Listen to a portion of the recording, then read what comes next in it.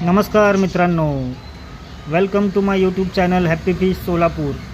Happy Fish Solapur channel YouTube चॅनलमध्ये आपले मी स्वागत करत आहे. आज आपण जाणून घेणार आहोत जे तुम्हाला समोर रंगीत मासे दिसत आहेत, बेट्टा फिश. यालाच फायटर फिश असे देखील म्हणतात. बघू शकता तुम्ही.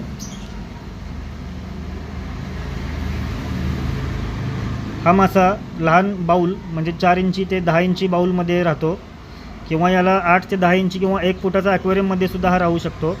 प्लांटेड असेल म्हणजे ॲक्वॅटिक प्लांट्स त्याच्यामध्ये तर खूपच हा मासा छान राहू शकेल. मेल आणि फिमेल्स जे आहेत ते उजव्या साईडला तुम्ही जे मिळून राहत आहेत ते फिमेल्स आहेत. मेलपेक्षा फिमेलचे पंख छोटे असतात आणि मेल जो आहे तुम्ही बघू शकता इकडे, मेल माशाचे पंख मोठे असतात फिमेलपेक्षा, जेणेकरून मेल हा मासा ॲग्रेसिव्ह असतो. 2 नर मासे म्हणजे 2 मेल बेट्टा फिश एकत्र राहू शकणार नाहीत. ॲग्रेसिव्ह असल्याकारणाने ते भांडण करतील. आणि फिमेल्स एकत्र राहू शकतात नॉन ॲग्रेसिव्ह असल्याकारणाने. आणि मेल आणि फिमेल हे फक्त मेटिंग ब्रीडिंगच्या वेळेसच एकत्र आपण यांना ठेवू शकतो, नंतरून सेपरेट करावे लागेल. या माशांच्या रंगसंगती खूपच छान फुल किंवा फुलपाखरासारखे दिसतात. या माशांच्या व्हरायटीमध्ये खूपच मार्केटमध्ये आपण बघू शकता की plakat, rosetail, half moon, full moon, double tail, comb tail, crown tail, spade tail, delta, veil tail अशा भरपूर प्रजाती या माशांची तुम्हाला मार्केटमध्ये बघायला मिळतील. हा मासा प्रजनन झाल्यानंतरून किंवा प्रजननाच्या वेळेस घरटी तयार करतो मित्रांनो पाण्यावरती, म्हणजे बबल्सचा घरटी तयार करतो. आणि जे अंडी असतात यांचे तर नर मासा एक अंडी घेऊन या बबल्समध्ये लपवतो मित्रांनो, कारण की सुरक्षित ठेवतो.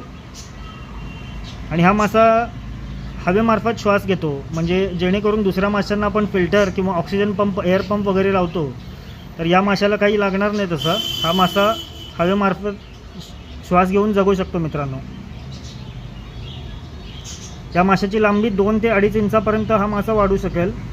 आणि टेट्रा फिश व्हरायटीज वगैरे आपण या माशांसोबत ठेवू शकतो. टेट्रा म्हणजे सगळेच नाही प्रजाती टेट्राच्या, काही मोजकेच प्रजाती आहेत. आणि लाईफ स्पॅन आहे या माशाचा 2 ते 3 वर्षापर्यंत किंवा 5 वर्षांपर्यंत. व्यवस्थित वेल मेंटेन केला तर 5 वर्षांपर्यंत सुद्धा हा मासा राहू शकतो. ह्या मोठ्या माशांसोबत हा मासा राहू शकणार नाही, कारण की स्ट्रेसमध्ये जाईल हा मासा. आणि स्ट्रेसमध्ये गेला तर याला तुम्ही बदामाचं पान असतं ना आपलं झाडाचं बदामाचं पान, आल्मंड लीफ, ते पाण्यामध्ये टाकू शकता. चला तर या माशाचं आपण खाद्य जाणून घेऊ.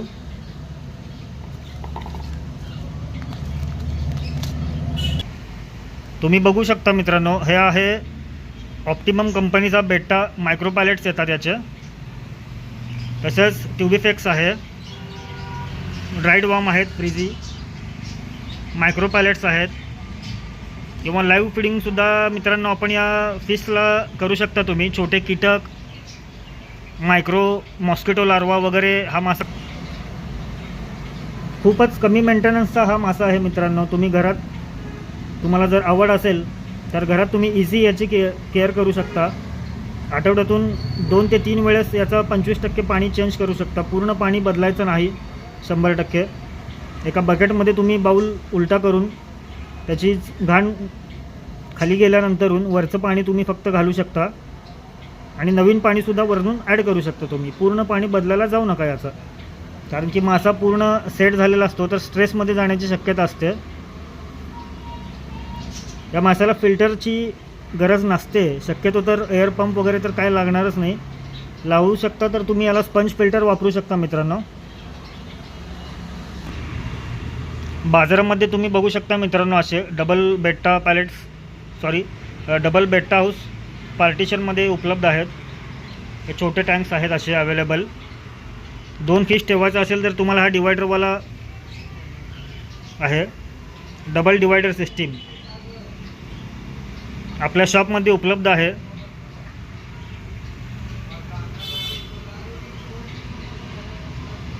चला तर मित्रांनो, धन्यवाद. व्हिडिओ आवडला असेल लाईक करा, कमेंट करा, शेअर करा, सबस्क्राईब करायला विसरू नका. धन्यवाद मित्रांनो. व्हिडिओ कसा वाटला आपल्याला हा कमेंट करून नक्कीच कळवा.